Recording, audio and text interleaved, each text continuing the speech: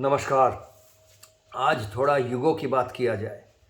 आज की सत्संग का विषय हो गया सत्ययुग। अब सत्ययुग की बात करते हैं तो उसके साथ ही और अलग अलग युग आ जाती है उसके साथ। कौन सा भाव? सब मानते हैं कि अभी हम कलयुग में हैं, तो कलयुग की बात आ गई। ऐसे ही त्रेता युग, द्वापर युग वगैरह ये सब है। मैं उन उन विषयों पे, उन डिटेल्स पे आज नहीं जा रहा हूँ कि लोगों की क्या मान्यता है, सत्ययुग कब से कब तक था और द्वापर कब से कब तक था, इत्यादि इत्यादि वगैरह। ऐसा माना जाता है, लोग ऐसे मानते हैं सत्ययुग। आज ऐसा अभी एक बहुत ऐसा ये मुहिम चल रहा है, ऐसा सुना जा रहा है, सुनने को आ रहा है कि हर कोई कह रहे हैं कि सत्ययुग आने वाला है, आ गया है, बस 2026 में आएगा, कोई कह रहे 2036 में आएगा, 32 में आएगा, ऐसी बातें चल रही है। आएगा, हो सकता है। अच्छा, मेरे इस तरह से इन बातों को कहने से मेरा टोन जो है, मेरा कहने का जो रवैया है, उससे शायद आपको ये लगे कि ये बंदा तो ये सब में विश्वास ही नहीं करता है, इस तरह से इन युगों के बारे में ऐसे बात कर रहा है, या इसमें विश्वास नहीं करता है कि अभी 2026 में सत्ययुग आने वाला है। अब मैं विश्वास करता हूं कि नहीं करता हूं, इसके बारे में बताने के पहले आपको एक प्रश्न करता हूं, ये कि आप मुझे विश्वास कैसे करेंगे? मैं क्या कह रहा हूं, मैं जो कह रहा हूं, इसको आप कैसे विश्वास करेंगे? मैं तो बड़ा अच्छा एक्टर हूं, आप कुछ भी बोलिए, मैं एक्टिंग कर दूंगा। आप कैसे विश्वास करेंगे कि मैं जो कह रहा हूं वो मैं खुद अपने विश्वासों के बारे में कह रहा हूं या आपको भड़काने के लिए कह रहा हूं? ये आप कैसे मान लेंगे? तो आप मुझे भी कैसे विश्वास करेंगे? मैं युगों में विश्वास करता हूं या नहीं करता हूं, ये मेरे कहने से तो विश्वास नहीं हो जाता है। मैं एक वक्त अभी कह सकता हूं कि हाँ विश्वास करता हूं, फिर 2 मिनट बाद पलट के कह सकता हूं नहीं विश्वास करता हूं। आप कौन सा मान लेंगे? तो देखिए, सच्चाई ये है कि सत्य युग हम मानते हैं, और सत्य युग नहीं, कलयुग भी मानते हैं, त्रेता युग भी मानते हैं, द्वापर युग भी मानते हैं। हम पहले ही कह चुके हैं कि कर्मयोग फॉर 21st सेंचुरी का ये जो मुहिम है, और इसमें फिट फॉर लाइफ का जो ये साधना पद्धति है, जिसमें हम रोज समय बिताते हैं, अपना जीवन को लीन कर देते हैं, ये पद्धति हमें रेडिकली इंक्लूसिव कर बनाता है। यानी हम हर चीज को लेकर चलते हैं, पर ये लेकर चलने के लिए एक विशेष तरह से हमको चलना पड़ता है। तो वो इन युगों के बारे में कैसे, हम क्या मान्यता है? बात तो सबसे पहली बात यह है कि हाँ, हम युगों को मानते हैं, युग युगांतर, सत्ययुग हो, द्वापर युग हो, त्रेता युग हो, कलयुग हो, इनके सत्य को हम मानते हैं। पर और लोग जिस तरह से इनके बारे में बात किए हैं, इससे थोड़ा हो सकता है थोड़ा अलग तरह से मानते हैं, और बात किए भी हैं, जो भी किए हैं, हमारा मान्यता है हमेशा से ऐसे ही बात किया गया है। शायद इसका समझ में थोड़ा इधर उधर हो गया हो। अब आप थोड़ा इसकी गहराई में जाके समझते हैं कि कर्मयोग फॉर 21st सेंचुरी और ये फिट फॉर लाइफ प्रोग्राम के साधक सत्ययुग, कलयुग के बारे में कैसे कैसे सोचते हैं और कैसा सोचना चाहिए। तो पहला तो ये है कि हम ये मानते हैं कि किसी भी समय का खंड आप ले ले, युग जब कहते हैं तो समय की बात हो रही है, तो अनादि से अनंत तक का जो समय का जो प्रवाह है, जो फ्लो है, उस फ्लो के अंदर हमारा मर्जी है हम किसी समय को काट के टुकड़ा बनाकर निकाल लें।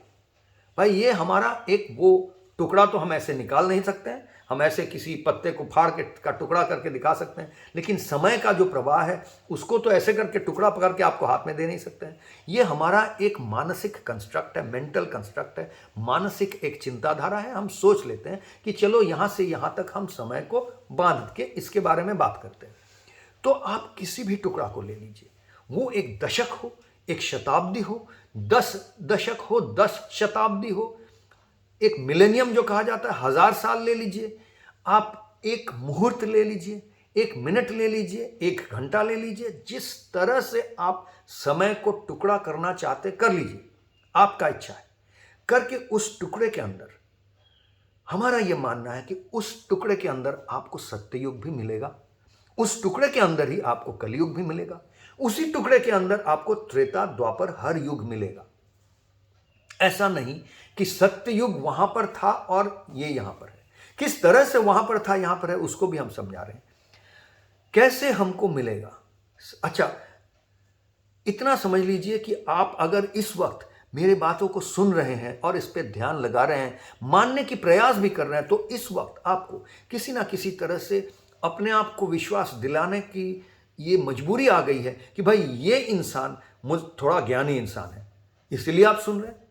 आपको अगर ये अनुभव ना हो कि मेरे में कुछ ज्ञान है, तो आप सुने ही क्यों, समय क्यों बर्बाद करें?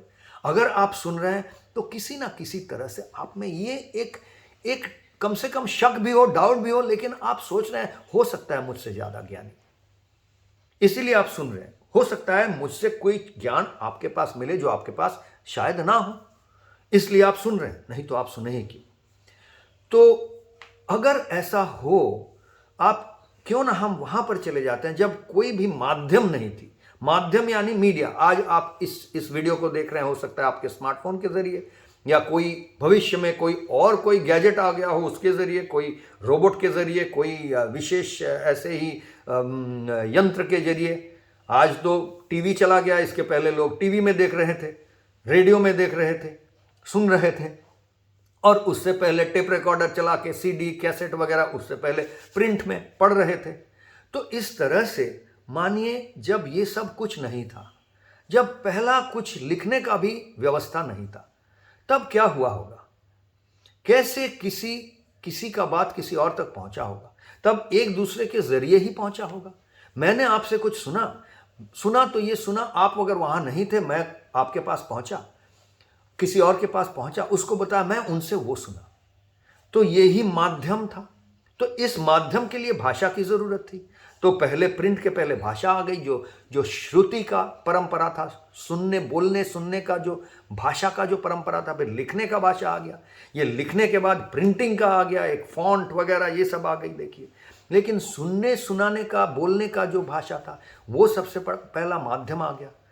तो जैसे ही ये माध्यम आ गया कोई भी, तो क्या हुआ, मैं आपकी बात मैं उनको कह रहा हूं, तो वो अगर मान लिए मेरे बात को, या किसी और की बात मैं सुना और वो मान लिया, तो वो सत्य तो मेरा नहीं है, वो उसका सत्य है। वो मेरा अनुभव नहीं है, किसी और का अनुभव है। उसने कहा मैं वहां गया था, वहां बारिश हो रहा था, वहां गया था, वहां एक बड़ा सुंदर पेड़ देखा, तो मैं मान लिया।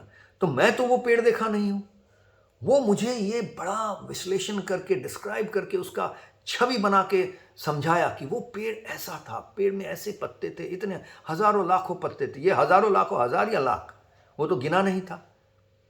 तो उसने कहा, मैंने एक समझ लिया, वो उसके लिए वो सत्य था, उसका अपना सत्य था। उसने वो पेड़ को देखा, उसने वो बारिश में भींगा था, पर वो जब कह रहा है मैं वो बारिश में भीगा था, और वो बारिश का मौसम, वो ठंडा ठंडा पानी, आहा हा हा, इतना, ये जब मैं सुन रहा हूं, मैं उसका सत्य को समझने की कोशिश कर रहा हूं भाषा के जरिए, तो वो मेरे लिए सत्य नहीं है। तो जैसे ही मीडियम आ गया, एक माध्यम आ गया, वैसे ही सत्य से हम दूर हट गए, यानी सत्य युग हट गया। तो ये कहा जा सकता है ऐसे कि जब भी कोई भी माध्यम, भाषा, ऐसे चीजें आ गई, जब इंसान खुद सत्य को अन्वेषण करने के बदले किसी और का सत्य को समझ के, विश्वास करके उसके ऊपर चलने लगा, तो सत्य युग से वो हट गया, ऐसा माना जा सकता है। पर ये तो हर समय हो रहा है। ये कोई एक युग में, हाँ कह सकते हैं वैसा एक युग था जब भाई माध्यम कम थी, इतना मीडिया नहीं था, इतना जरिया नहीं था एक के बाद दूसरे तक पहुंचाने का, कोई प्रिंट नहीं था। उसके बाद प्रिंट आ गया, किताबें आ गई, जो किताबें छापा, किताबें छापने वाले पब्लिशर बहुत देखते थे कि भाई जो लिख रहा है, ऑथर जो है, वो सत्य समझता है या नहीं, तब उसको पब्लिश करते थे। अब तो भाई पैसा दे के पब्लिश कर लो, ये भी आ गया है ज़माना। तो भाई कहाँ से आप समझेंगे कि सत्य क्या है, नहीं है? तो इसलिए कहा जा सकता है कि कलयुग आ गया है, पर यह कलयुग हमेशा था और हमेशा रहेगा। जब भी हम सत्य को खुद अपने अनुभव से अनुभव करना छोड़ देंगे और किसी और के अनुभव से अनुभव करके मान लेंगे, तब ही हम सत्य युग से हट रहे हैं। और जैसे ही हम उसके तरफ जाएंगे कि सत्य क्या है, उसको अन्वेषण करके खुद अपने समझेंगे, तो इसमें अल्टीमेट ट्रूथ जिसको कहा जाता है, परम सत्य क्या है, तो परम सत्य को समझने, मैं इतना सच जो कह रहा हूं, इसको आप कैसे मान लेंगे? इसको आप तब तक ना मानिए, मैं मानने को नहीं कह रहा हूं और मानना नहीं चाहिए। अगर मानते हैं तो वो बेवकूफ़ी हो जाएगी, वो आप सत्य युग से हट जाएंगे। मैं कह रहा हूं इसलिए अगर मेरी बातों को आप मान लेंगे तो आप सत्य युग से हट जाएंगे। आपके लिए सत्य युग तब आएगा इन बातों को लेकर, जब इन बातों को आप खुद एहसास करेंगे, आपके अनुभव में ये होगा, तो आप अनुभूति करेंगे कि अरे कभी भी जो परम सत्य है वो तो हरदम है, वो अनादि अनातन सनातन अनंत तक है। उसके लिए हमको कहीं जाना नहीं पड़ रहा है, सत्य युग के लिए हमको वेट नहीं करना पड़ रहा है। वो आएगा आएगा आएगा ऐसा नहीं, वो है, हमेशा रहेगा। ये आप तब तक नहीं आपको अनुभव होगा जब तक आपकी साधना पद्धति आपको वहां नहीं ले जाता है। तो हमारा कर्मयोग फॉर 21st सेंचुरी का फिट फॉर लाइफ प्रोग्राम का जो ये साधना पद्धति है, ये इसका मुहिम यही है, इसका मकसद यही है कि आप सत्य को एहसास कीजिए, अनुभव कीजिए अपने आप, तब ही जाके आप किसी भी बात को मान पाएंगे। तो यही बात है, सत्य युग हाँ जरूर आएगा। सेंटर ऑफ ग्रेविटी एक होती है, तो जैसे ज़्यादा इंसान इन सत्य को, परम सत्य को मानेंगे, जानेंगे, उस हिसाब से चलेंगे, तो भाई सेंटर ऑफ ग्रेविटी ऐसा बन जाएगा कि थोड़ा युग परिवर्तन हो जाएगा। जरूर, इसमें हम विश्वास भी करते हैं, ये संकल्प भी है और मानते भी हैं। और ये युग परिवर्तन करने के लिए सबसे पहले समझना पड़ेगा कि वो जिस युग पर पहुंचने की कोशिश कर रहे हैं वो है मेरे पास, हर किसी के पास है। उसके लिए किसी को वो मानने की ज़रूरत नहीं है, बस वो साधना में लीन होकर ढूंढे तो उसको आज ना हो कल मिल ही जाएगा। और ढूंढने की भी ज़रूरत नहीं है, बस जब तक ढूंढते रहेंगे तब तक तो नहीं मिलेगा भाई। जब ये समझ में आ गया कि भाई है, ढूंढने की ही ज़रूरत नहीं है, यही सत्य है, तभी मिलेगा। तो यही सत्य युग की एहसास है। आज के लिए इतना ही दोस्तों, नमस्कार।